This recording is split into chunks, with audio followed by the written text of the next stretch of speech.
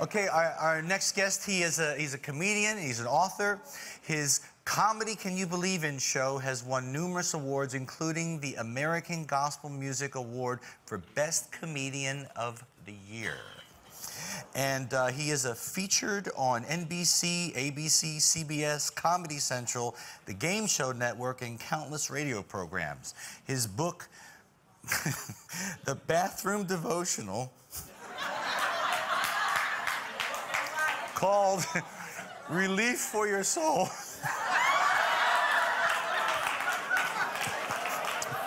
and a stand-up comic sits down with Jesus. Would you please welcome Rich Praytor here tonight? Rich. Thank you, brother.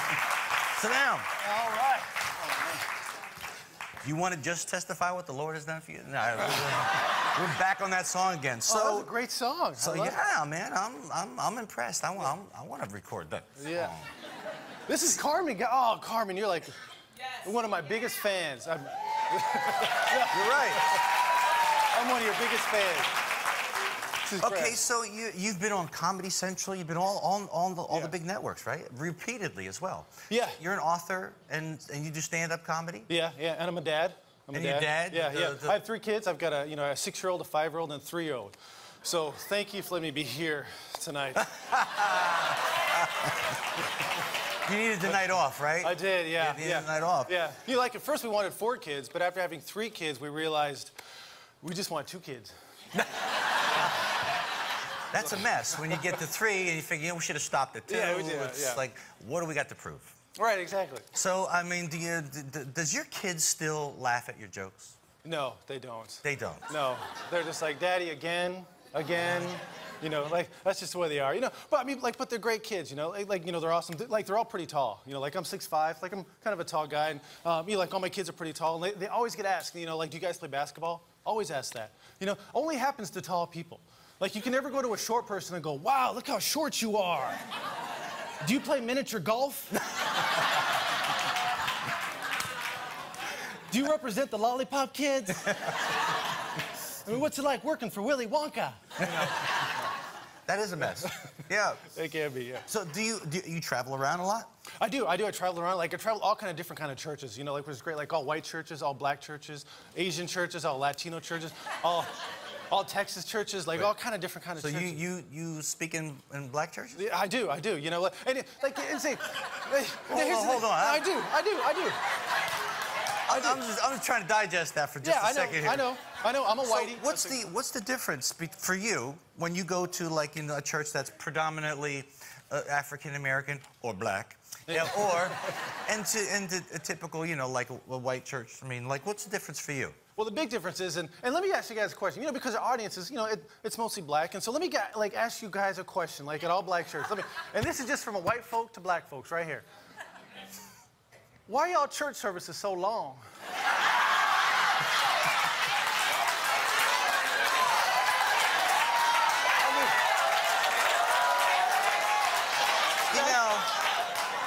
I've been wanting to know that myself. What's up with that? Yeah. I was at a church in North Carolina. They said, come to, I was going to do a show there, and they said, come to church on Sunday morning at 10 o'clock. I got out of the service at 4:30. The next day.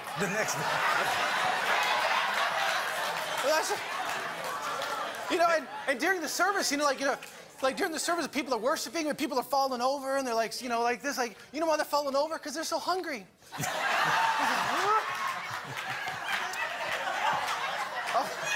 Well, they do enjoy them. I mean, they have fun. The worship in a black church is amazing. People are jumping up, dancing, getting crazy, praising the Lord. I tell you, it is great.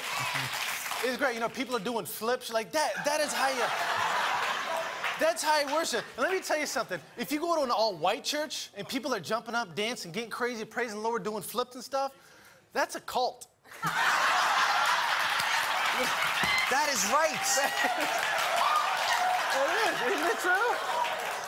Isn't it true? Yeah, that's right. You come out of a black church, you go, oh, they're just enjoying themselves. In the white church, somebody's getting arrested. Yeah, yeah. Right. Yeah, they got a snake in their hands. Like, what's with the snake? You know? I mean, that's and it's so great, you know, because God made us so different, so we can worship Him in different ways, and and we can learn from each other. You know, we can worship with each other, and I love that. You know, I love the verse Jesus wept. You know, Jesus wept. You know, like shortest verse in the Bible. Like a white pastor, this is how a white pastor preaches it. You know, he looks at it and goes, Jesus wept.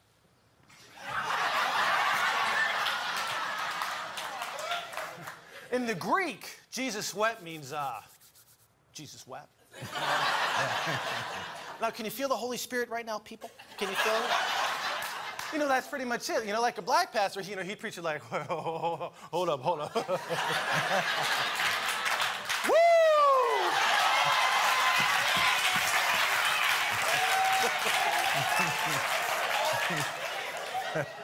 There was a man. I said there was a man.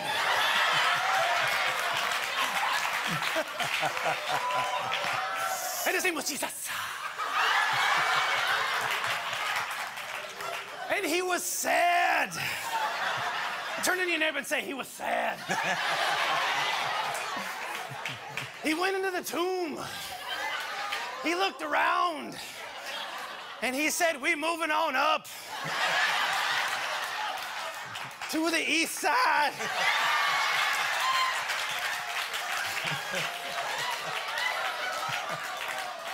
To a deluxe apartment in the sky.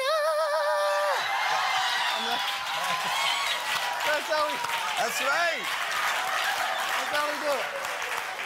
Okay, well, I know the lights are a little strange in here, but I know that there's some Spanish-speaking folks. Do you ever go to like Spanish churches or anything? I do, yeah, like all Latino churches. Yeah. Like I grew up in like an all Latino church, and I don't know what it is, but all Latino churches, for some reason, they never have a good sound system. I don't know. You know, every sermon's the same. Every sermon's like. You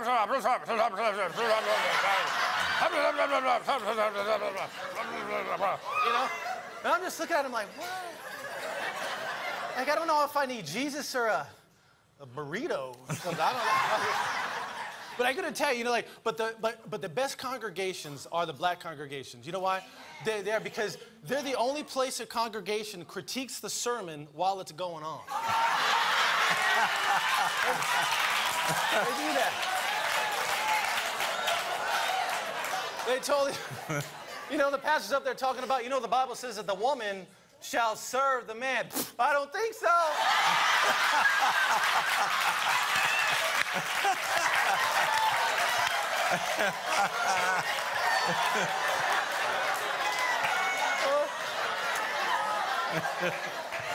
No, he did not. Get off me, Keisha. No, he didn't just say, I'll have a word with him later. That is true, yeah. Yeah, I mean, that's the way it is. Where do you come from? It's just a silly question, but where, you know. Well, I'm from Colorado. You know, Colorado out there. That's, you know, that's where I live at now, and it's great. Are there like black churches in Colorado? There are no black people in Colorado. No. I didn't think so. I've never seen it. I know, that's why I love New York. This is great, you know. I mean, like, see, like, I grew up in the military, you know, and the thing is, you know, over there it was like, 70% is black people and then 30% white people. And, you know, that's where I grew up around. That was my culture, you know. But the thing is, I don't differentiate, you know. I'm like, we're just all children of God. That's what I love about that. Yeah. So what's life like just growing up in Colorado? I mean, because we don't know. Yeah. No, I mean, well, I mean we're New York. I know. It's great. Yeah, Colorado's great. You know, like every time someone, like I tell them I'm from Colorado, they say, "Oh, do you ski?" They always, "Oh, do you ski?" That only happens in Colorado. Yeah, I mean, you're married. You have kids, 3 kids. Yeah. I got 3 kids. We tried to just stick with 2, but you know, you got 3.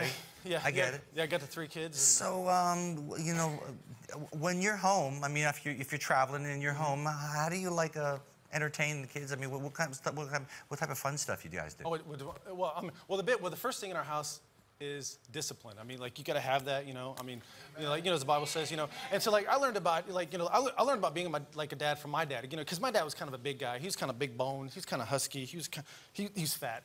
Let's just say, he was just fat. Like, he was a man of few words. He'd give me that one-word advice, like, hey, I need to talk to you. Don't. Right. Yeah, that's how it was. And like anytime I got in trouble growing up, he was like, Rich, come here. I heard what happened at school today. I'm just gonna have to whip you, son. I'm sorry. I'm just gonna have to whip you. He'd take off his belt. I'm sorry. I'm just gonna have to whip you. He's like, shh.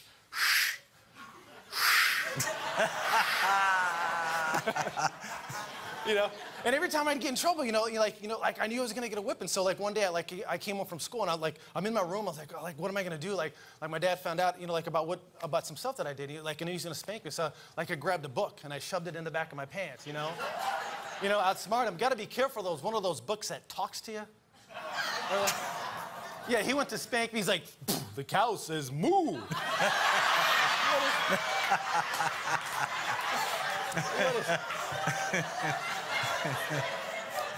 Boom, the donkey says, hee-haw.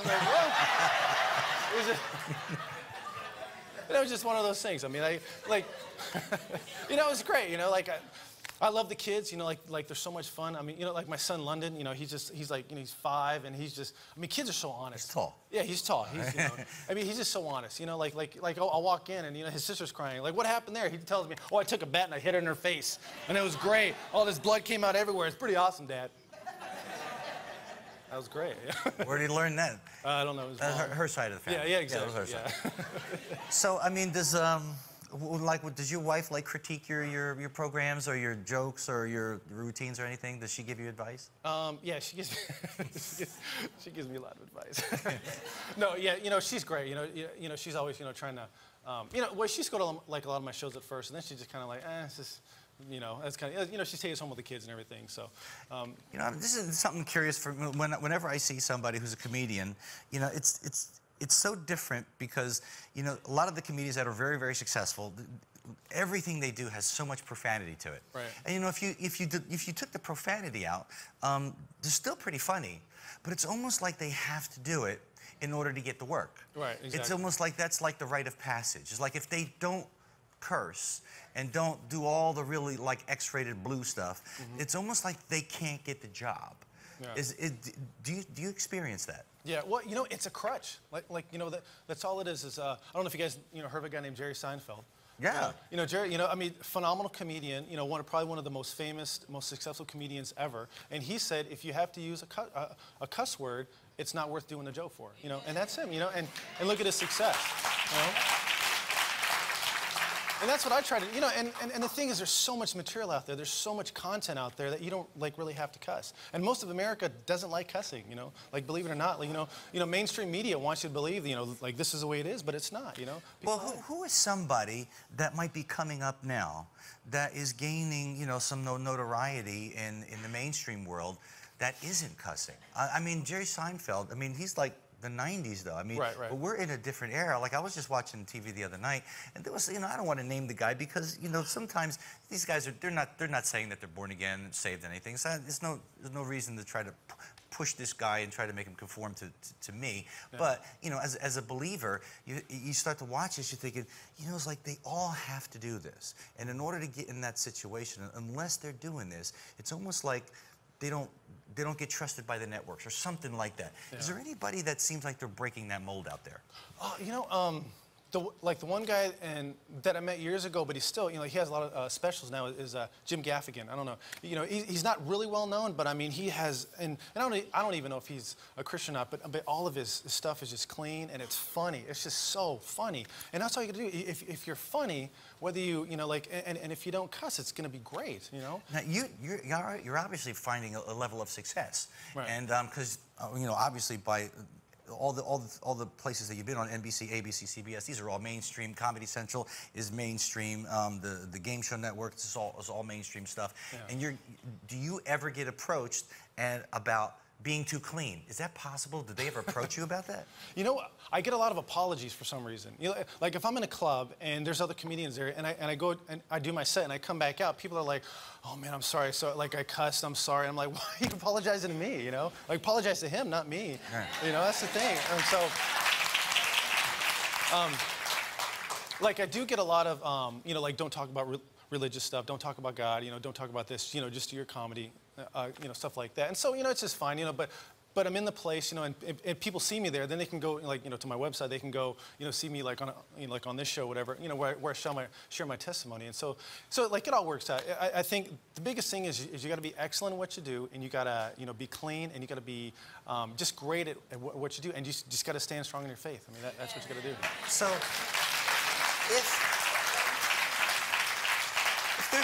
there's lots of kids with a good sense of humor, and then they look at what they're seeing on TV, but they see the guys that are really succeeding. Of course, they use a lot of profanity. Yeah. Just a quick word of encouragement that you would say to somebody that's coming up, and that would give them just a little bit of encouragement, not to like swing over to the side that says you have to do it this way. You can still be clean and be godly and still be successful. What kind of a quick word of encouragement would you give somebody watching tonight? Oh, that's a great question. I would just say, first and foremost, keep the faith. I mean, don't stray away from it, because your faith will be there when show business is not. Yes. You know? You know, beauty and fame are fleeting. I mean, you just got to understand that the show business is temporary. You know, there's a show, and then there's a business part of it.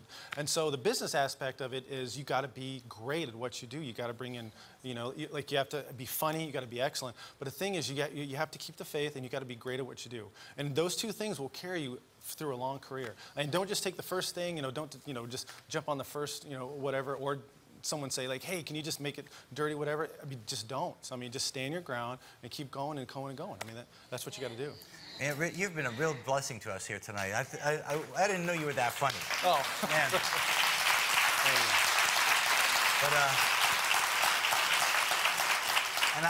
I think, you know, for a white guy, you're really funny. Oh, right. Yeah. Thank you. Rich, thank you for coming here tonight. God bless you. And I think we need to hear from Darius Polk singing He Is a God one more time. Darius, bring it on, brother. God bless you.